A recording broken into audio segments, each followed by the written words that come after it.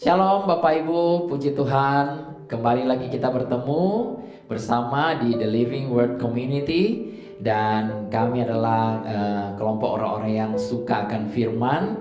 Dan kami percaya saudara dimanapun saudara pergi dan berada, ada di rumah atau dimanapun, saudara dapat mengikuti acara live streaming ini bersama-sama. Dan kami bersyukur, saya berdoa buat saudara semua, ada penjagaan perlindungan Tuhan yang sempurna, ada kasih Tuhan yang melingkupi yang begitu besar, kerajaan Allahnya bekerja di dalam hidup kita semua, dan saudara sehat dan diberi hikmat dan hidup dalam segala kelimpahan. Bapak Ibu, sebagai pengumuman, kami di TLW, kami selalu mengadakan Bible study juga setiap hari Rabu jam 7:30 malam, itu melalui sekarang ini lewat Zoom. Jadi kalau Bapak Ibu mau ikut serta, nanti silakan mendaftar. Ada nomor HP yang sudah disampaikan di sini, dan ada juga lewat WhatsApp maupun lewat YouTube. Bapak Ibu bisa lihat ini dia semua. Nah, nanti bisa hubungin kami ya. Dan di hari Kamis itu ada English service. Jadi bagi saudara semua yang mau ikut, itu disampaikan dalam bahasa Inggris. Kita belajar bersama-sama Bible di dalam bahasa Inggris.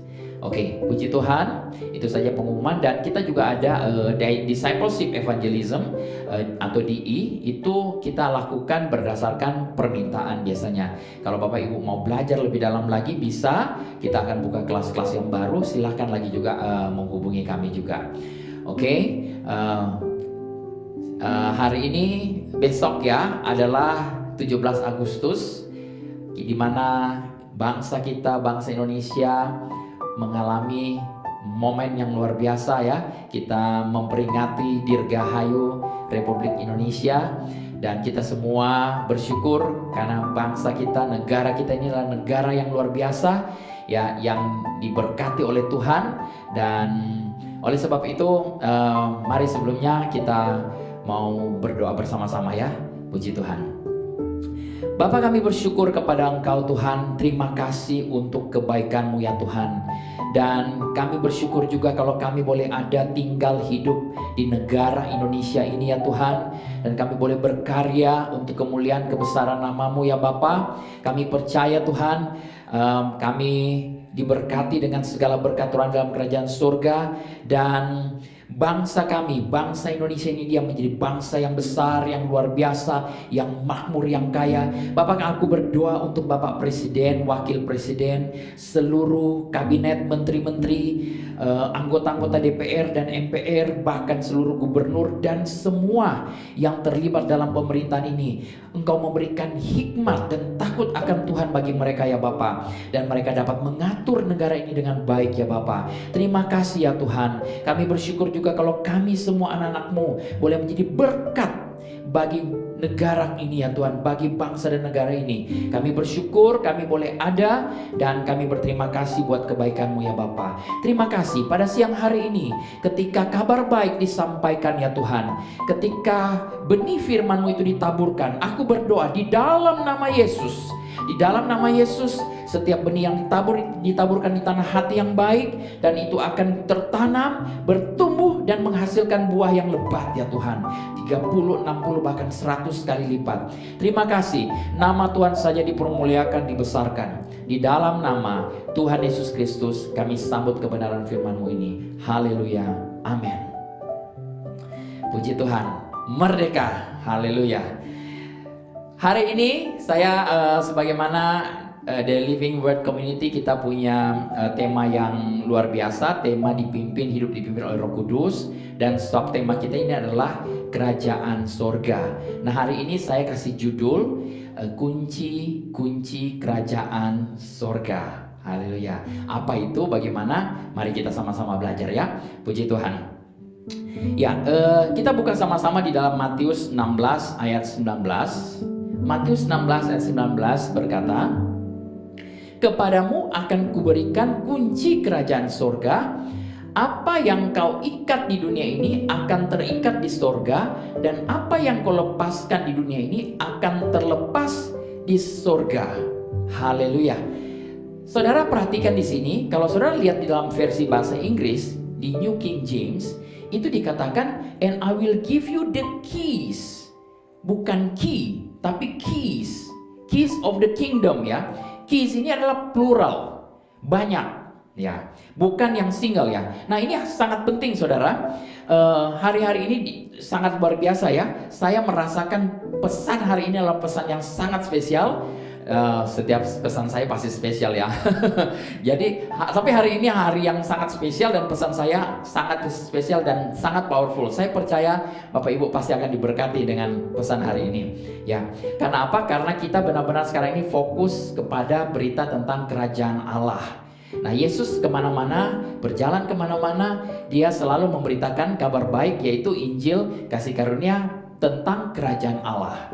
Yesus juga menyampaikan bahwa carilah dahulu kerajaan Allah dan kebenarannya, maka semuanya itu akan ditambahkan. Jangan terbalik ya. Kadang-kadang orang suka mencari dulu yang mau ditambahkan, baru kemudian cari kerajaan Allah. Terbalik, kita bekerja setengah mati, susah payah gitu ya. Padahal firman Tuhan bilang kita formulanya gampang sih. Cari dulu kerajaan Allah dan kebenarannya. Apa itu kerajaan Allah? Ya, beberapa waktu yang lalu kita sudah pernah sampaikan. Hari ini saya sampaikan tentang kunci-kunci dalam kerajaan Allah. Bukan kunci menuju kerajaan Allah, tapi saudara semua yang sudah percaya kepada Yesus sebagai Tuhan dan Juru Selamat, saudara ini sudah ada dalam kerajaan Allah. Amin. Tidak perlu kunci lagi untuk masuk dalam kerajaan Allah. Kita sudah ada, sudah masuk di dalam kerajaan Allah. Tapi di dalam kerajaan Allah ini ternyata ada banyak kunci-kunci. Berarti ada banyak ruangan-ruangan, ada banyak tempat-tempat yang bisa dibuka dengan anak kunci. Oke? Puji Tuhan. Nah, saya mau bahas soal kunci ini sangat menarik ya. Di sini saya punya satu renceng kunci. Ya. Pernah saudara punya renceng kunci seperti ini dia? Ya, saya yakin saudara banyak lah ya punya begini ya. Ini ada apa namanya? Ada mata kuncinya ya. Ini saya dapat dari New Zealand. Negara yang sangat indah. Saya pengen lagi pergi ke sana. Tapi ini ada banyak kunci. Nah, anak-anak kunci di sini ini bisa membuka pintu yang tepat atau laci atau lemari yang tepat ya. Nah, tapi kalau saudara tidak tahu yang mana kunci untuk buka yang mana, ya, apa gunanya? Gak ada gunanya, ya. Ya, kadang-kadang saya suka lupa, makanya saya ambil satu ini, misalnya ini kunci untuk ruangan di tempat ini nih, ada yang warna begini nih, saya kasih contoh seperti ini dia ya. Nah, saudara, kalau saudara tidak tahu kunci ini dia untuk mau buka yang mana, itu tidak akan ada artinya buat kita, betul? Jadi saudara perlu tahu, perlu pelajarin kunci yang mana untuk buka apa, ya? Perlu buka yang mana, oke? Nah, kunci ini dia banyak hal. Nanti saya akan bahas sebentar apa saja ini dia. Nah, jadi ini sama saja kalau misalnya kita punya kunci tapi kita tidak tahu mau buka apa, sama saja seperti kita ini punya banyak informasi tapi kita tidak tahu menggunakan informasi ini.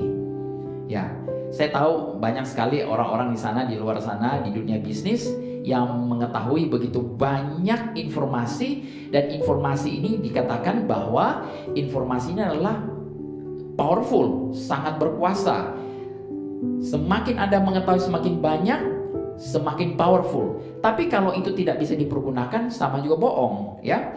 Oleh sebab itu, banyak orang percaya sekarang ini dia tidak memiliki pola pikir kerajaan yang tepat ya. Nah, hidup di kerajaan ini adalah benar-benar mengenai sebenarnya kembali kepada otoritas Tuhan yang mengatur di bumi, dan belajar bagaimana hidup dan berfungsi dalam otoritas tersebut ya.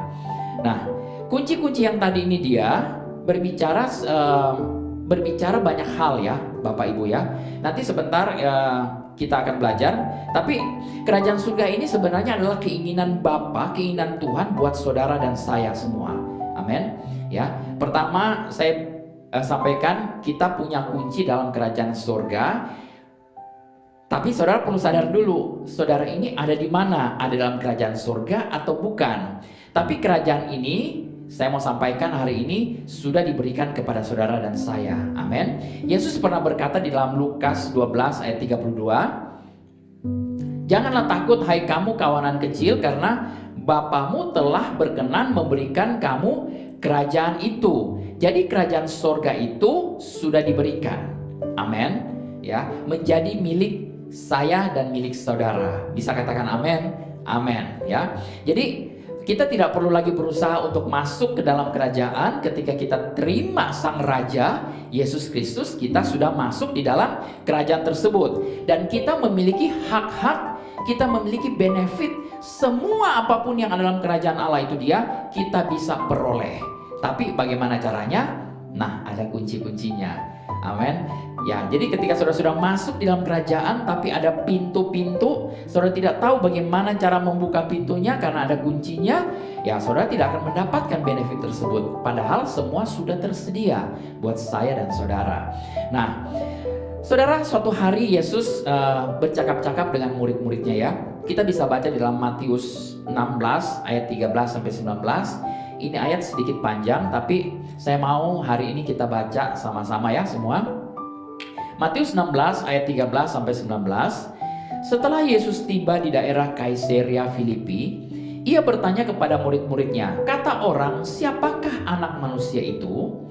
Jawab mereka, "Ada yang mengatakan Yohanes Pembaptis, ada juga yang mengatakan Elia, dan ada pula yang mengatakan Yeremia atau salah seorang dari para nabi." Lalu Yesus bertanya kepada mereka, "Tetapi apa katamu? Siapakah aku ini?"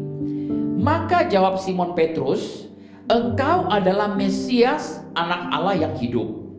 Kata Yesus kepadanya, "Berbahagialah engkau Simon bin Yunus, sebab bukan manusia yang menyatakan itu kepadamu, melainkan Bapa-Ku yang di sorga. Dan aku pun berkata kepadamu, engkau adalah Petrus, dan di atas batu karang ini aku akan mendirikan jemaatku, dan alam maut tidak akan menguasainya.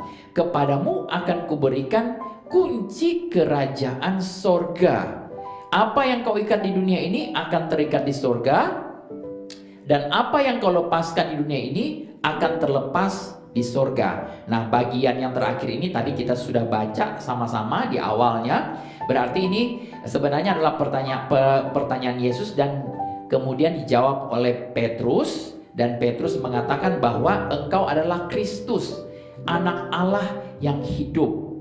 Nah, saudara, di zaman dulu, di zaman bangsa Israel tersebut, istilah Kristus atau the living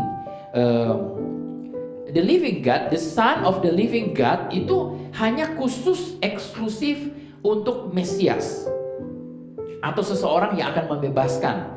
Nah, selama berabad-abad bangsa Israel menunggu hal ini terjadi, menunggu datangnya seorang yang bisa membebaskan mereka. Dan istilah Kristus ini dan anak Allah yang hidup ini hanya untuk satu orang, ya. Dan ketika Petrus menyatakan hal itu kepada Yesus katakan di sini. Jadi Simon Petrus itu memproklamirkan kepercayaannya bahwa Yesus adalah Sang Mesias, ya. Jadi Yesus memberitahu Petrus bahwa Petrus ini tidak sampai pada pengetahuannya tentang hal ini dari dirinya sendiri.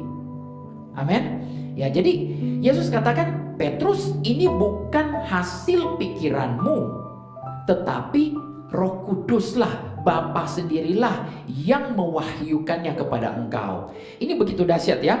Nah, Yesus mengatakan kemudian di atas batu pengakuan Petrus ini, aku akan membangun jemaat. Ya. Nah, bahasa Inggris dikatakan church. Ya. Tapi sebenarnya ini jemaat atau church ini dalam bahasa aslinya, bahasa Yunani itu adalah eklesia, ya. Dan ini banyak sekali orang salah mengerti. Kenapa? Karena jemaat dan gereja ini dianggap sebagai istilah religius, ya, agama. Padahal enggak, ya. Yesus tidak membangun agama di dunia ini Tetapi Yesus membangun politik. Saudara mungkin kaget ini dia. Tapi Yesus itu membangun kerajaannya di bumi ini dia. Makanya eklesia ini dia pakai kata eklesia. Ya, dia akan membangun eklesia di tempat ini dia. Nah, apa istilah eklesia? Eklesia ini sebenarnya artinya adalah yang dipanggil keluar. Someone calls out. Ya, istilah ini dia biasa dipakai oleh bangsa Romawi pada saat itu, bangsa Yunani sebenarnya yang menemukannya. Itu merujuk kepada senat. Ya, saudara tahu senat itu adalah sekumpulan orang-orang yang dipilih baik oleh pemerintahan atau partai politik, tapi pada saat itu yang dipilih adalah oleh kaisar sendiri. Jadi kaisar memilih orang-orangnya yang duduk di dalam senat, yang kemudian dipanggil senator. Ya, Indonesia tidak mengenal. Dulu Indonesia pernah memiliki senator waktu zaman Indonesia Serikat, ya. Ada zaman tertentu di mana Indonesia ini dia mengadopsi Indonesia Serikat. Nah, kalau Amerika Serikat mereka masih menggunakan hal ini dia. Jadi setiap wilayah negara-negara bagian itu diwakili oleh salah seorang senator yang dipilih oleh rakyat sekeliling, ya, sekitar di wilayah itu. Nah, kalau zaman dulu tidak. Senat itu betul-betul dipilih oleh sang kaisar. Jadi Yesus sedang merujuk kepada istilah ini, eklesia ini dia adalah bahwa inilah orang di atas pengakuanmu ini Petrus, aku akan mendirikan para senatku atau kabinet menteri yang kemudian menjadi ambasador, ya, duta besar. Amin, ya. Minggu yang lalu kita sudah 2 minggu yang lalu kita sudah mendengar tentang kingdom ambassador, ya, pembahasan yang luar biasa. Puji Tuhan. Nah, orang Yunani menemukan konsep demokrasi ini, tapi tidak sepenuhnya orang Yunani menggunakan istilah ini.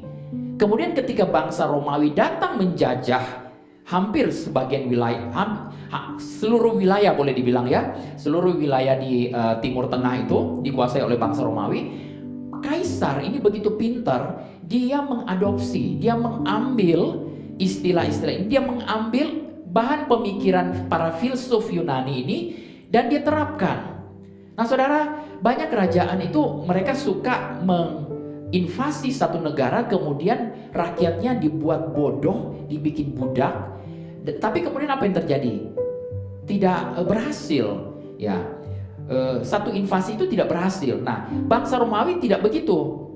Mereka menginvasi, mengkolonisasi, ya, kolonialisme, ya, istilahnya, ya, mengkolonisasi satu wilayah, satu negara tersebut itu. Kemudian apa yang mereka bikin?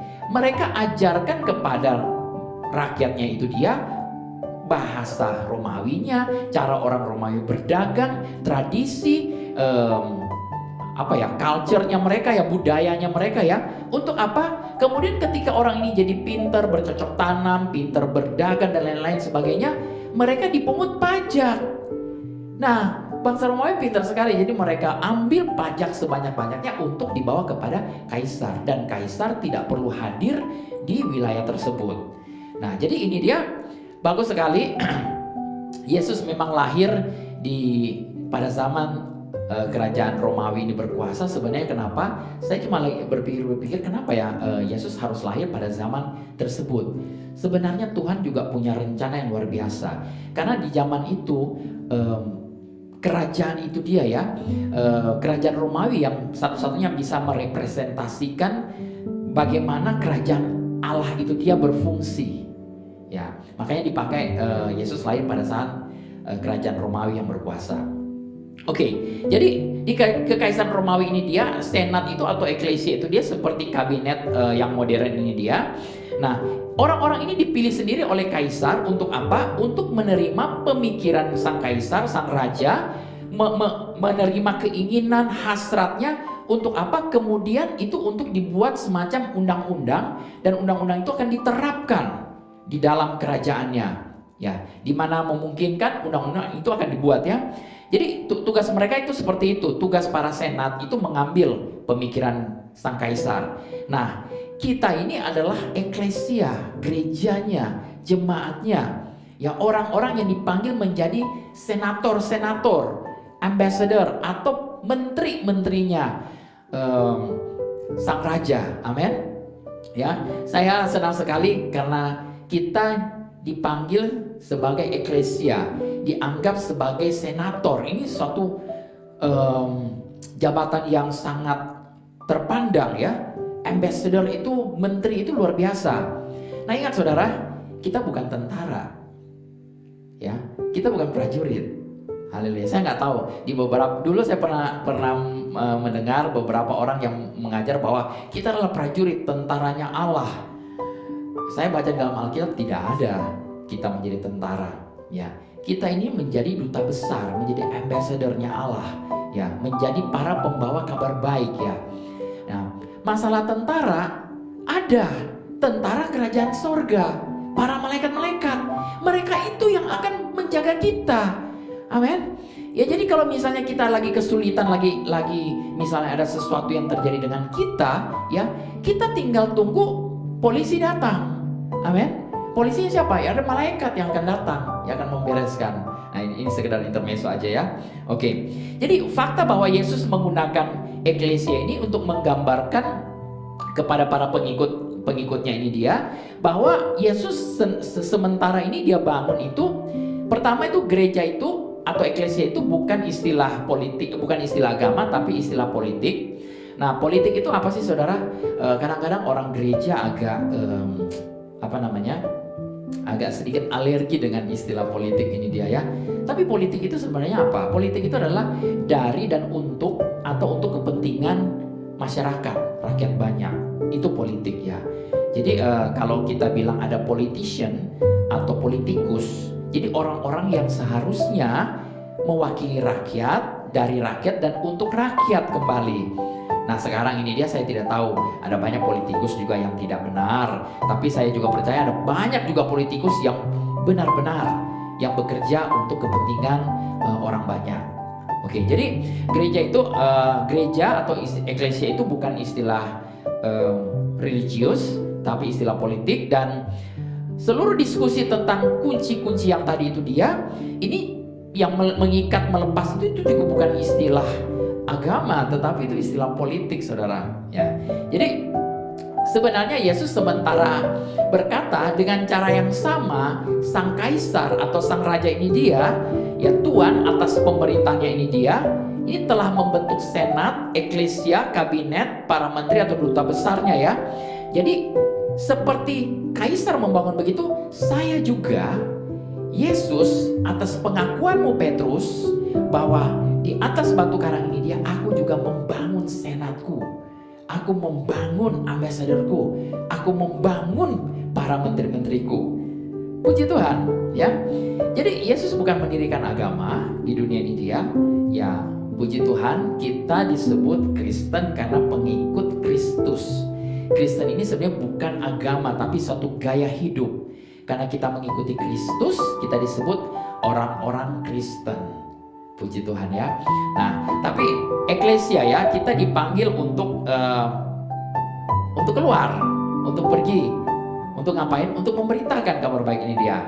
Nah, oke. Jadi eklesia ini dia dipercayakan satu informasi rahasia, ya, informasi tentang kerajaan sorga yang dimana kerajaan ini dibangun. Ya. Jadi apapun yang engkau ikat di bumi ini dia akan terikat di sorga. Apapun yang kita lepaskan di bumi ini dia akan terlepas juga di sorga. Oke. Nah, dia juga berkata bahwa aku akan memberikan kunci-kunci kerajaan sorga. Ya, dia sudah berikan kepada Petrus, artinya sebenarnya dia sudah berikan juga kepada saudara dan saya. Ya, kita ini dia memiliki kunci-kunci. Tapi apakah kita tahu kunci-kunci ini dia untuk apa? Nah ini, ya kadang-kadang seringkali kita nggak tahu kunci-kunci ini untuk apa ya. Nah, kunci-kunci ini tadi saya bilang kunci bukan untuk menuju kepada kerajaan, tapi kita sudah dalam kerajaan. Kunci-kunci ini dia kita pakai di dalam kerajaan surga. Ya, nah sebagai warga negara kerajaan dan hanya warga negara kerajaan saja yang memiliki kunci ini ya. Kewarganegaraan di kerajaan adalah prasyarat untuk mendapatkannya. Jadi kalau saudara bukan warga negara kerajaan surga, sorry, kunci-kunci ini bukan buat saudara. Ya. saudara harus jadi warga negara kerajaan surga dulu. Bagaimana cara menjadi warga negara kerajaan surga? Terima sang raja, terima Yesus sebagai Tuhan dan Juru Selamatmu. Engkau seketika dipindahkan dari kerajaan gelap kepada kerajaan terang, kepada kerajaan anaknya yang ajaib, kepada kerajaan terang Yesus Kristus. Amin. Ya, jadi syaratnya gampang, saudara. Kalau saudara yang mendengar saat ini saudara belum percaya kepada Yesus, mari, ketika saudara percaya kepada Yesus, saudara seketika memperoleh hak yang sama. Saudara menjadi warga negara kerajaan surga. Amin. Jadi sebagai warga negara kerajaan surga, kita seharusnya akan memiliki tingkat level hidup yang tertentu sampai membuat orang-orang tercengang seharusnya.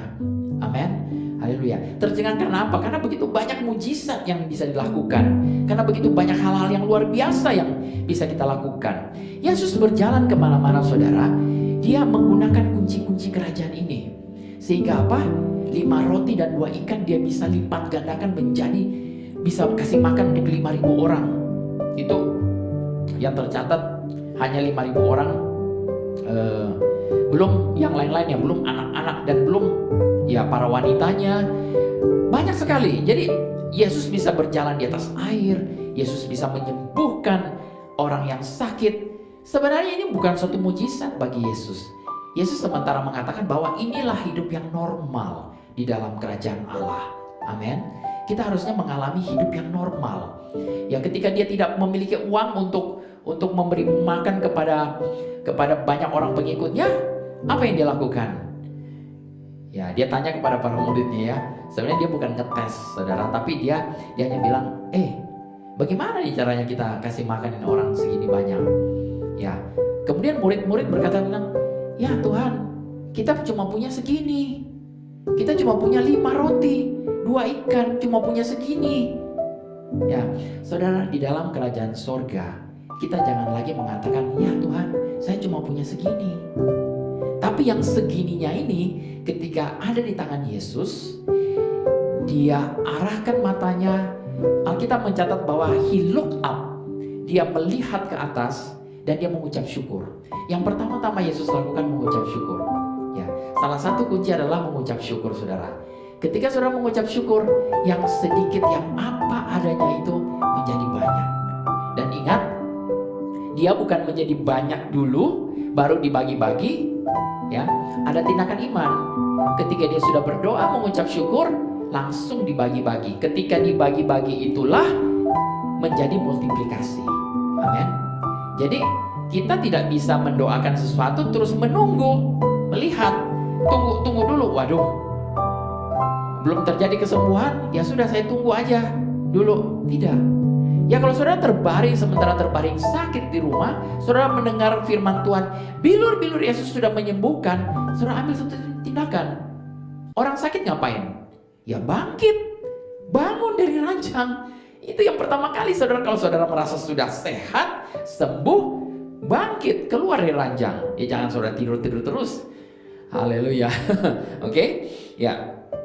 Jadi kita mengetahui untuk apa kunci-kunci itu dan bagaimana menggunakannya ya.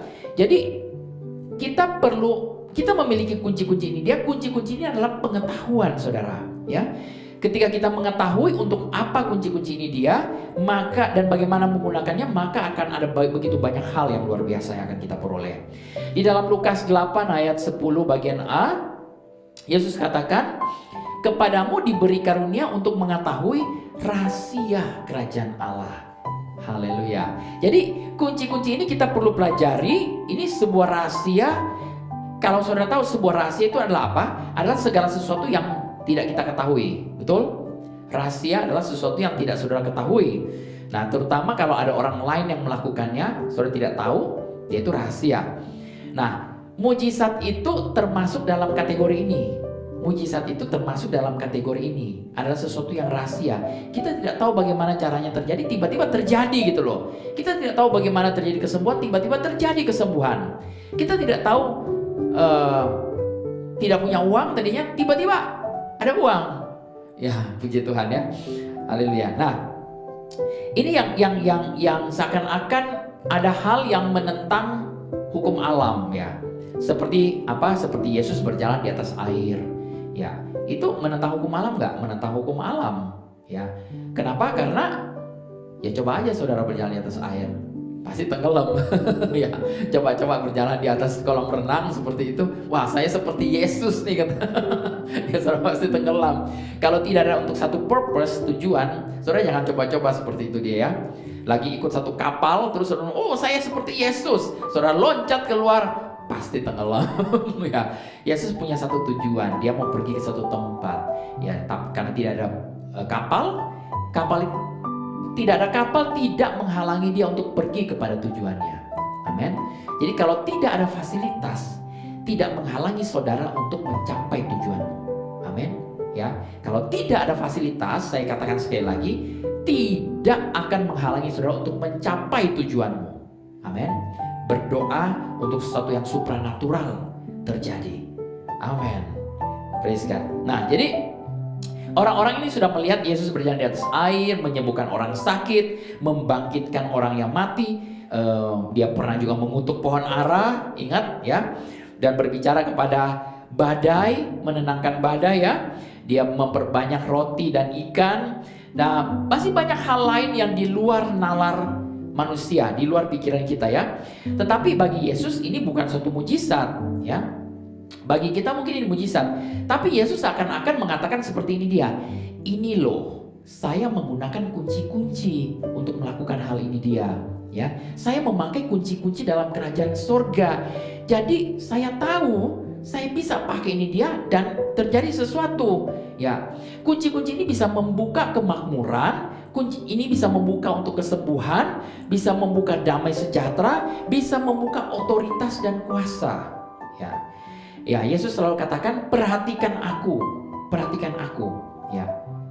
Jadi kalau Yesus sudah bilang perhatikan aku, ya kita perhatikan kepada Yesus lah. Ya. Apa yang dia lakukan, apa yang dia ajarkan, kita perhatikan baik-baik saudara. Sehingga apa?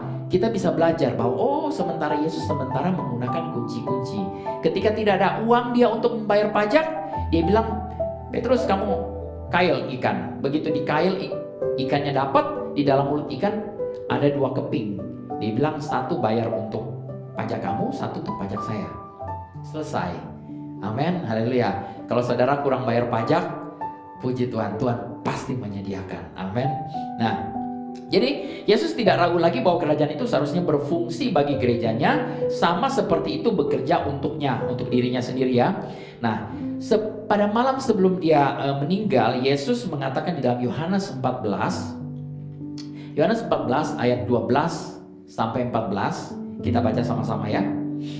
Aku berkata kepadamu, sesungguhnya barang siapa percaya kepadaku, ia akan melakukan juga pekerjaan-pekerjaan yang aku lakukan, bahkan pekerjaan-pekerjaan yang lebih besar daripada itu, sebab aku pergi kepada Bapa. Dan apa juga yang kamu minta dalam namaku, aku akan melakukannya, supaya Bapa dipermuliakan di dalam Anak.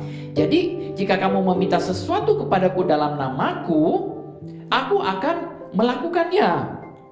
Nah, jadi eklesianya Yesus ini dia, yaitu termasuk kita ini, akan melakukan apa? Hal yang sama seperti yang Yesus lakukan. Kita adalah eklesianya Yesus. Ya, kalau Yesus bilang kamu akan melakukan hal yang sama seperti aku lakukan, berarti seharusnya kita berjalan di atas air bisa, seharusnya kita menyembuhkan orang sakit bisa, seharusnya kita mendapatkan uang dari ikan bisa. Haleluya. Jadi begitu banyak hal mujizat yang dia lakukan bisa kita lakukan. Bahkan Yesus katakan jauh lebih besar dari apa yang dia lakukan. Kenapa? Karena ada Roh Kudus, Allah itu sendiri yang diam tinggal dalam diri kita sendiri masing-masing. Amin. Sehingga apa? Kuasa yang di Roh Kudus ini, kuasa yang begitu powerful itu, ketika saudara tahu cara membukanya, tahu aksesnya, itu akan keluar dan akan dahsyat sekali. Dahsyat luar biasa. Puji Tuhan. Nah, salah satu kunci yang penting di sini yang Yesus katakan adalah kunci untuk membuka gudang surga. Haleluya. Nah, kunci ini adalah apa? Doa. Amin. Kenapa? Doa meminta di dalam nama Yesus. Ya. Dia katakan di sini menarik sekali. apapun juga yang kamu minta dalam namaku. Ini kunci yang luar biasa, saudara. Ya, ini satu anak kunci yang di dalam nama Yesus, apapun ketika kamu buka, waduh itu luar biasa. Jadi apa juga yang kamu minta dalam namaku, aku akan melakukannya. Supaya apa? Bapa dipermuliakan di dalam anak, di dalam Yesus. Kita menggunakan nama yang ajaib. Saya seringkali mendoakan orang sakit, ya, saya katakan di dalam nama Yesus kamu sembuh. Ada beberapa yang tidak sembuh. Saya tidak peduli. Karena saya tahu ketika saya doakan orang itu sudah sembuh. Secara roh orang tersebut sudah sembuh. Tetapi biasanya termanifestasi di dalam daging mereka itu dia kadang-kadang membutuhkan waktu. Ya, kita tidak perlu bertanya-tanya, Tuhan kenapa tidak sembuh? Kenapa saya tidak makmur? Kenapa begini dan kenapa begitu? Tetapi yang hanya perlu kita lakukan adalah kita mulai belajar.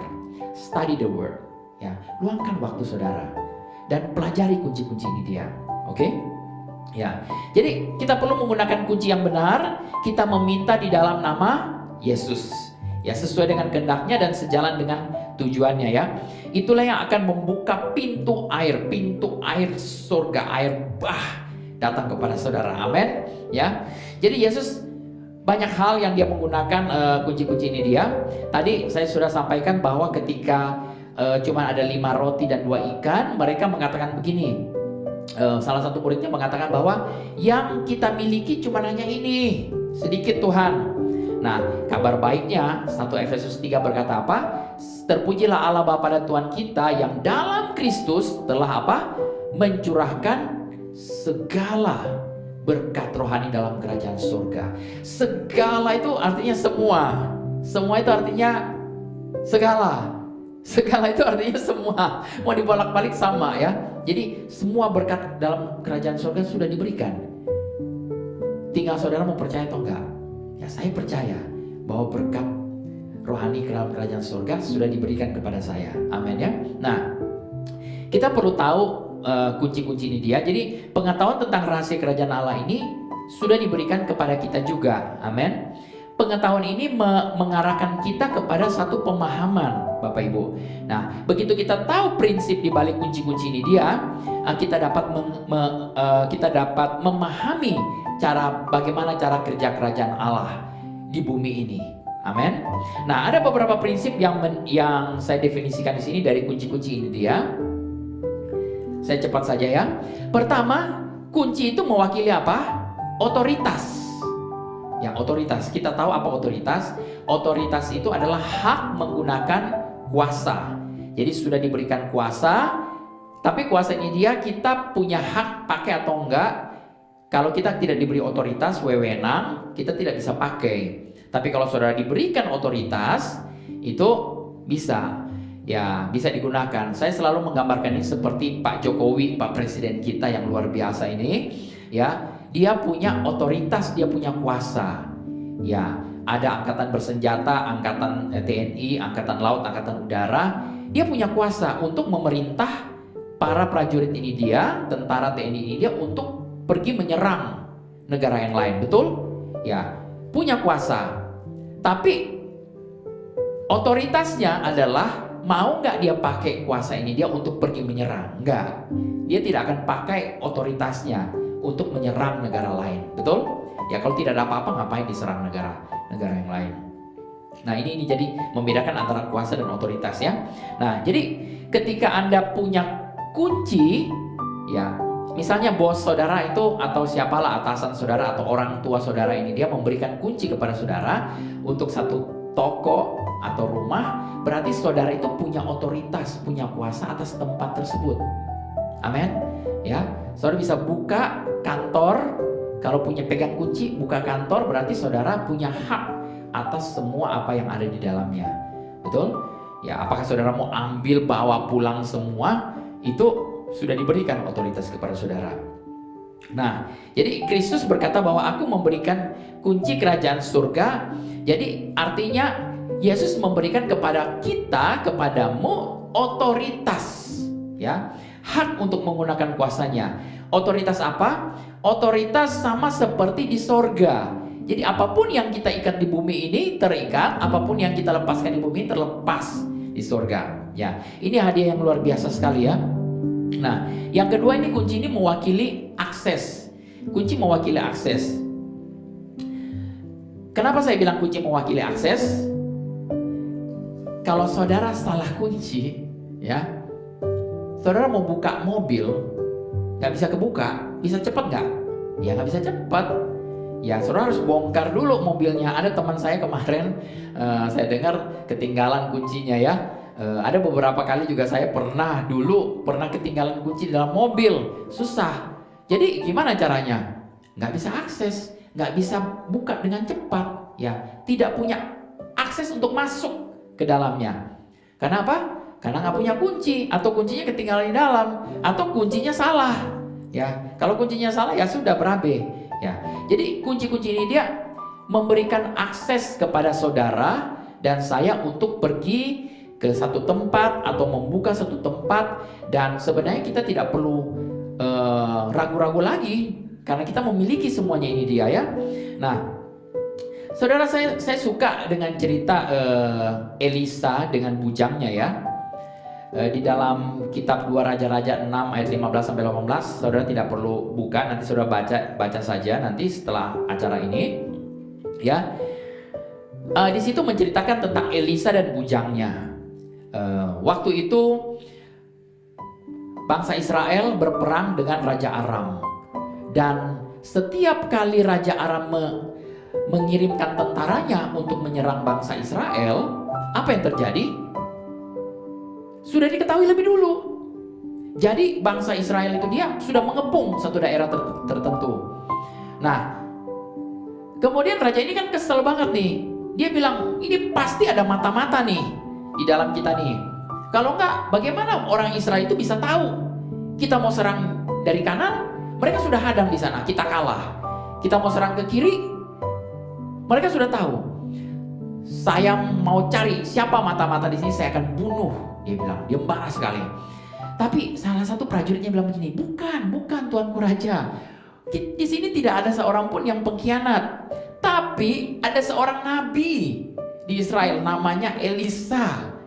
Dialah yang bisa memberitahukan segala rahasia. Apapun yang ada dalam kamar Tuhan bicarakan apa, dia bisa tahu. Ya, jadi nggak heran. Oh begitu. Kalau begitu, tolong cari tahu di mana dia. Di mana dia, dan saya akan pergi. Kita serang dia. Nah, kemudian orang bilang, oh dia ada di Dotan. Satu tempat namanya Dotan. Nah, jadi Raja Aram ini kirim bala tentaranya, wah banyak sekali ke Dotan, mengelilingi, mengepung daerah itu dia. Dan waktu pagi-pagi, bujangnya itu dia begitu buka jendela, aduh, sudah dikepung, dan dia ketakutan. Terus dia bilang, Pak Elisa, ini sudah dikepung kita ini dia, bagaimana nih? Tuh kemudian Elisa bilang seperti ini dia, Tuhan, kiranya Engkau membuka mata bujangku ini dia, supaya dia dapat melihat. Dan ketika Elisa berdoa seperti itu, mata bujangnya itu terbuka, cekrek, dan dia bisa melihat, wow, ternyata ada bala tentara surgawi dengan kuda dan kereta berapi yang jauh lebih banyak daripada tentara ini dia. Ya, dengan ketika Elisa tahu ada kunci yang dia bisa pakai, dia bisa membuka mata rohani bujangnya itu dia, bujangnya bisa melihat bahwa wow, tentara ini yang lebih banyak daripada tentara yang ada di sini. Nah, singkat cerita, kemudian Nabi Elisa berdoa dan mata seluruh prajurit itu dia menjadi buta, tidak dibunuh, kemudian mereka digiring, dibawa masuk ke tengah kota, di mana di kota di Israel itu dia baru mata mereka terbuka, mereka malah terbalik, mereka yang ketakutan. Ya, nah apa yang terjadi? Mereka tidak dibunuh, malah dikasih makan, dikasih dijamu baik-baik dan disuruh pulang. Semenjak saat itu tidak ada lagi peperangan. Haleluya. Karena satu kunci, begitu matanya terbuka seperti itu dia, bujangnya bisa melihat. Karena satu kunci lagi, mata orang-orang para prajurit Raja Aram ini dia tertutup, buta. Mereka kemudian bisa dibawa, hal-hal yang supranatural terjadi. Amin. Puji Tuhan. Jadi kunci itu bisa membuka akses-akses ya, bisa membuka mata rohanimu. Amin. Nah, yang ketiga adalah kunci mewakili kepemilikan. Amin. Kalau saudara punya kunci berarti saudara memiliki hak, memiliki kontrol atas tempat tersebut. Mungkin tempatnya bisa aja rumah sewa, tapi kan yang punya rumah sudah kasih kuncinya kepada saudara. Artinya apa? Saudara punya hak atas rumah itu meskipun sewa, tapi saudara tetap punya haknya ya. Jadi ada kepemilikan de facto atas apa yang dapat dibuka oleh kunci tersebut ya. Yesus katakan tadi, apapun yang Anda ikat di bumi terikat di surga, apapun yang Anda lepaskan di bumi akan terlepas di surga. Jadi dengan kata lain, Anda memiliki apapun di bumi ini dia itu terjadi di surga ya. Jadi kita tidak bisa menilai kehidupan kita di dunia ini dia dengan apa yang kelihatan, apa yang menurut kondisi kita, apa yang menurut kenyataan. Saudara, kenyataannya banyak bisnis sekarang yang lagi turun, yang lagi down. Tidak, ya. Di surganya, wah, luar biasa. Penyediaannya dahsyat sekali. Jadi hidup kita ini bukan berdasarkan pada kenyataan, tetapi hidup oleh iman. Amin. Oke. Contohnya juga misalnya saudara, saat ini ada banyak, saya tahu ada banyak beberapa orang yang di PHK, yang mengalami pemutusan hubungan kerajaan. Saudara tidak perlu takut saudara ya. Saat saudara di PHK mungkin, atau saudara melihat bisnisnya lagi turun atau apapun yang terjadi ya, kelihatannya sangat mengerikan, menakutkan. Tapi ingat, kita tinggal dalam kerajaan Allah, di mana ada kelimpahan ya, di mana ada kunci-kunci kerajaan Allah itu ya. Yang tadi saya katakan, ada begitu banyak firman Tuhan yang bisa menguatkan, dan secara supranatural itu persediaan Bapa itu dia luar biasa terjadi dalam hidupmu. Amin. Ya, saya masih ingat 20 tahun yang lalu ya, kami berumah tangga, dan pada saat itu saya cuma bisa kasih 20.000 rupiah kepada istri saya 1 minggu, saudara. Kebayang 20 tahun lalu pun itu uang yang sangat kecil ya. Tapi hari demi hari Tuhan pelihara. Entah bagaimana caranya. Kalau saudara pengen tahu, saudara nanti bisa ketemu saya akan ceritakan dengan sedetailnya, jelasnya. Tapi penyertaan Tuhan itu ada, luar biasa. Walaupun secara manusia kita melihat bahwa waduh ini cuma sedikit, hanya ada ini Tuhan. Tapi dengan ucapan syukur ya, berkat itu mengalir menjadi luar biasa. Amin. Ya. Jadi yang keempat, prinsip-prinsip kerajaan tadi, kunci-kunci kerajaan adalah kunci ini mewakili kuasa atau kontrol ya. Jadi siapapun yang memberikan Anda kunci pasti ada satu kontrol ya. Yang tadi saya sudah katakan. Nah, tapi apakah saudara percaya benar-benar bahwa kita memiliki kuasa dalam kerajaan Allah ini dia? Apakah kuasa itu sudah diberikan kepada saudara, kepada kita? Iya. Saya mau sampaikan hari ini bahwa kuasa itu sudah diberikan kepada saudara dan saya ya. Oleh sebab itu makanya Yesus tidak pernah takut. Dia hidup di dalam dunia ini dia tidak pernah mengalami kekurangan, dia tidak pernah mengalami sakit penyakit dia sembuhkan, orang yang berkekurangan itu dia menjadi berkelimpahan, di dalam dia tidak ada kekurangan. Amin ya. Nah, saya senang sekali sekarang ini dia kunci itu dia, kunci mobil ya, yang maksud saya ya. Sekarang ini mobil banyak yang keyless ya. Bukan tidak ada kunci, tapi keyless. Artinya tanpa perlu kunci. Nah, saudara hanya perlu satu alat ya, semacam kunci, bisa dibawa kemana-mana, dideketin ke mobil tersebut, dan saudara bisa langsung buka pintu mobilnya. Saudara tinggal pencet tombol startnya, mobilnya starting ya, mobilnya berjalan seperti itu ya. Artinya apa? Ada sinyal yang terus-menerus dipancarkan oleh alat tersebut. Ketika ditangkap, tinggal pencet tombol start. Ada akses, kuasa itu mengalir. Amin. Haleluya. Jadi saya bersyukur bahwa ketika kita mendapatkan kuncinya itu dia, saudara, kunci-kunci ini adalah berbicara soal hal rohani ya. Kunci-kunci ini berbicara mengenai firman Tuhan itu sendiri ya.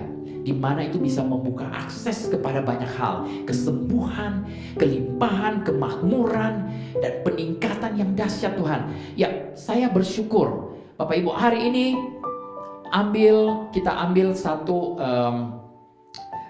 hari ini saya mau ajak saudara untuk mau bersama-sama merenungkan apa yang saya sampaikan hari ini ya. Kesimpulannya, ini kita berbicara dari tadi tentang kunci. Kunci-kunci ini sebenarnya adalah firman Allah itu sendiri. Ya, kepada kita sudah diberikan rahasia kunci kerajaan Allah. Kepada kita sudah diberikan rahasia firman Allah itu sendiri, yaitu Kristus, pengharapan itu tinggal di dalam kita ya. The hope of glory ya. Pengharapan yang mulia itu dia tinggal di dalam saudara dan saya. Amin. Ya. Jadi kabar baiknya hari ini kita sudah diberikan kunci kerajaan sorga yang sangat luar biasa. Kita bisa pakai setiap anak kunci itu dia untuk membuka membuka kesembuhan, membuka kemakmuran ya. Dan kunci itu mewakili ada otoritas, ada akses, ada kepemilikan, ada kuasa dan ada kontrol ya. Jadi pakai kunci-kunci ini dia. Nah, satu ayat terakhir yang saya mau bacakan di dalam Matius 28 ayat 18 sampai 20. Yesus mendekati murid-muridnya dan berkata, "Kepadaku telah diberikan segala kuasa di sorga dan di bumi." Ingat saudara, tadi ada apa yang kita ikat di bumi terikat di sorga, apa yang kita lepaskan di bumi terlepas di sorga. Itu berbicara soal kuasa ya. Jadi kepada Yesus katakan sudah diberikan segala kuasa di sorga dan di bumi. Karena itu pergilah, jadikanlah semua bangsa muridku dan baptislah mereka dalam nama Bapa dan Anak dan Roh Kudus, dan ajarlah mereka melakukan segala sesuatu yang telah kuperintahkan kepadamu, dan ketahuilah aku menyertai kamu senantiasa sampai kepada akhir zaman. Puji Tuhan. Saya berdoa saudara supaya saudara menemukan kunci-kunci ini dia. Sebenarnya kunci-kunci tersebut ini sudah diberikan kepada saudara. Saya berdoa supaya saudara bisa menggunakan setiap kunci ini. Setiap kebenaran Allah, setiap firman Tuhan itu dia powerful sekali ya, itu akan mengubah hidup saudara. Banyak contoh, banyak kesaksian ya. Tapi karena waktu dan tempat juga, saya harus akhiri pada siang hari ini dia. Tapi saya percaya saudara punya kunci ini dia. Saudara mau pakai atau tidak tergantung saudara ya. Saudara mau tahu kunci ini untuk apa? Saudara ambil waktu, study, pelajarin ya, pelajarin firman Allah, pelajarin kebenarannya ya, baharui pikiran kita dari hari ke hari dengan kebenaran firman, dan saudara hidup pasti akan berubah, dimerdekakan. Amin. Hari ini, besok kita akan merayakan hari kemerdekaan. Kamu akan mengetahui kebenaran, dan kebenaran itu akan memerdekakan. Amin. Tuhan memberkati. Mari kita berdoa sama-sama. Bapa, kami bersyukur untuk hari yang indah ini. Terima kasih untuk kebenaran firman-Mu, bahwa kami memiliki kunci-kunci kerajaan surga. Kami memiliki kebenaran-kebenaran firman-Mu ya Tuhan. Kepada kami sudah diberikan rahasia tentang kerajaan Allah ini ya Tuhan. Dan kami mau pakai ya Tuhan. Rahasia ini yaitu Kristus, pengharapan kemuliaan itu ada tinggal di dalam kami. Bapak, terima kasih ya Tuhan. Terima kasih. Ajar kami bagaimana kami untuk menggunakan kunci-kunci ini. Ketika kami tahu ya Tuhan, firman-Mu berkata, bilur-bilur Yesus sudah menyembuhkan. Di dalam nama Yesus, aku berdoa saat ini siapapun yang sedang mengalami sakit, yang terbaring sakit di rumah atau di rumah sakit, saat ini juga Engkau terima kesembuhan-Mu dalam nama Yesus. Terima kasih Bapa. Dan ketika ada orang-orang yang tidak punya pekerjaan, yang kehilangan pekerjaan, ada juga beberapa teman-teman pengusaha yang kehilangan bisnisnya, atau bisnis sedang menurun ya Bapa. Kami mengetahui kunci-kunci bahwa kami mencari dahulu kerajaan Allah dan kebenaran-Mu ya Bapa, sehingga semua hal itu akan ditambahkan kepada kami. Terima kasih, aku berdoa di dalam nama Yesus. Kelimpahan dari sorga itu turun, datang, sudah terbuka, terjadi dalam kehidupan setiap anak-anak-Mu. Terima kasih Bapa. Kami menerima segala berkat rohani dalam kerajaan sorga. Kami bawa ini dia sepanjang hidup kami ya Tuhan. Dan saudara-saudara yang kekasih di dalam Kristus Yesus, terimalah berkat dari Allah Bapa dan cinta kasih dari Tuhan Yesus Kristus, penyertaan, penjagaan, perlindungan, hikmat yang dari Allah Roh Kudus, untuk menyertai saudara semua mulai saat ini sampai Maranatha Tuhan Yesus datang pada kali yang kedua. Di dalam nama Yesus kami berdoa. Amin. Shalom. Tuhan memberkati. Sampai jumpa lagi di minggu yang akan datang.